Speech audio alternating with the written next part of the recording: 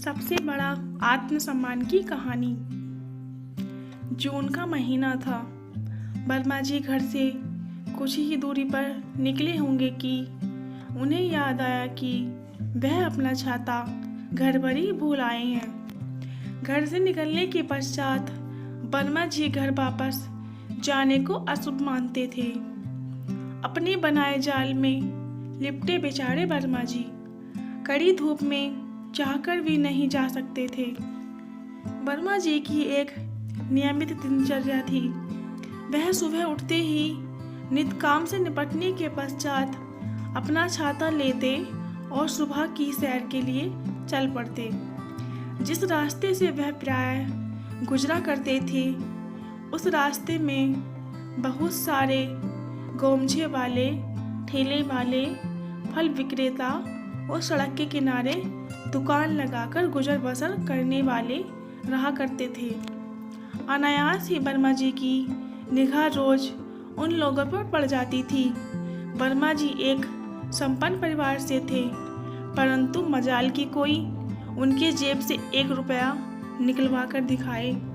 महाकंजूस और अपनी दौलत की धौंस के लिए फिरने वाले वर्मा जी को शहर का हर एक दुकानदार जानता था। जब भी वर्मा जी खरीदारी करने जाते, सभी दुकानदार ईश्वर से दुआ करते कि ऐसा कंजूस आदमी उनकी दुकान पर ना आए। एक बार की बात है, वर्मा जी बाजार से खरीदारी करके लौट रहे थे। उनके घर से थोड़ी ही दूर सड़क के किनारे एक वृद्ध आदमी कुछ पुरानी किताबें और कलम को लेकर बैठा था। वैसे तो वर्मा जी रोज उसको आते जाते देखते थे, परंतु उन्होंने कभी उसके पास जाकर नहीं देखा कि आखिर वह वृद्ध आदमी वहां बैठकर करता क्या है। आज अचानक उनका मन हुआ कि उस आदमी से बात की जाए और उसे अपने बारे में बताया जाए। अक्सर वह लोगों को घूम घूम कर अपने रईसी के किस्से सुनाकर उन्हें प्रभावित करने की कोशिश किया करते थे। आज उन्होंने उस वृद्ध को अपने बारे में बताने की सोची। उन्होंने पास जाकर देखा तो पाया कि एक टोकरी में कुछ नए कलम, अखबार के टुकड़े और कुछ पुरानी किताबें हैं। उन्हें उस वृद्ध व्यक्ति पर दया आ गई। उन्होंने अपनी जेब से कुछ सिक्के निकाले और उस वृद्ध की टोकरी में डाले और वापस जाने लगे।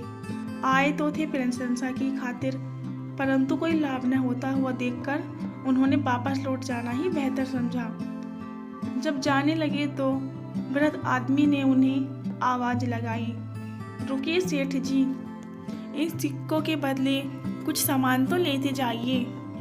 वर्मा जी ने वृद्ध से कहा कि ये सिक्के मैंने अपनी खुशी से दिए हैं, जो वाकई उन्होंने उस वृद्ध आदमी को भीख स्वरूप दिए थे।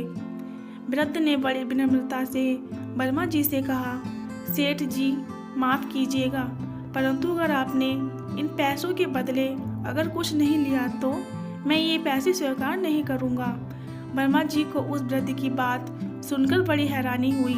उन्होंने उत्सुकता भरी नज़रों से उस वृद्ध की तरफ देखा और पूछा, क्यों, क्या दिक्कत है? तुमको इसकी ज़रूरत है? तुम्हारी हालत एकदम दरिद्र वाली है, फिर तुम क्यों नहीं ले सकते?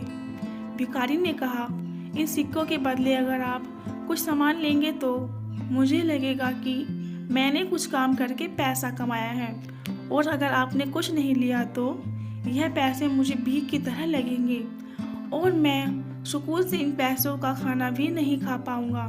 तो कृपया आप कुछ ले जाइए। एक वृद्ध के मुख से ऐसी बात सुनकर वर्मा जी एकदम शांतचित्त हो गए। जीवन में पहली बार उन्होंने ऐसा कोई मिला था जो दरिद्र होकर भी आत्मसम्मान की रक्षा कर रहा था।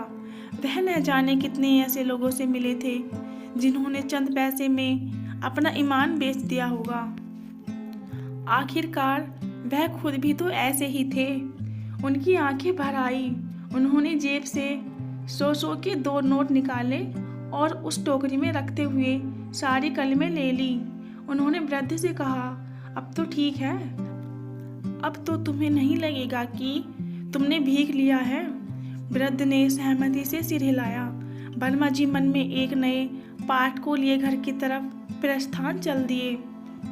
वह उन कलम को खरीदकर खुश थे जो मैं मुश्किल से 50 रुपए के होंगे, जिनके लिए उन्होंने 200 रुपये अदा किए थे। आखिरकार वह समझ ही गए थे कि हर इंसान की अपनी इज्जत होती है। हर किसी को अधिकार है कि वह अपनी इज्जत मान मर्यादा की रक्षा करे।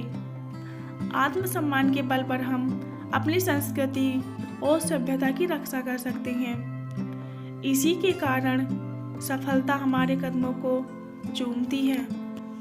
अतः प्रत्येक व्यक्ति को अपने आत्मसम्मान की रक्षा करनी चाहिए।